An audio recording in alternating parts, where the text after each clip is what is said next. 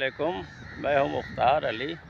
यूबिया इदारे ने 50 साल सालगिरह मना ली, जिसका ये इदारा है जिसकी कंट्रीब्यूशन पर ये लोग मराहत लेते रहते हैं, लेकिन उन पेंशनर को अभी तक 11,500 रुपये दे रहे हैं।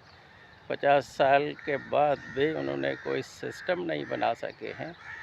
एक एक पेंशनर को पेंशन के हुसूल के लिए 1 साल से भी ऊपर अरसा लग जाता है, जबकि उन्होंने बताया था कि 45 दिन की पेंशन अप्रूवल हो जाएगी, लेकिन अप्रूवल फिर भी नहीं हो रही है। 90 दिन के अंदर भी नहीं हो रहे, जबकि उन्होंने एक एसओपी बनाया है जो 60 साल के बाद पेंशन के लिए यूबीआई ऑफिस आए, उनकी अगर कंट्रीब्यूशन मिसिंग है तो उनको मिनिमम पेंशन दी जाए। ऐसे बहुत सारे पेंशनर के इशू हैं।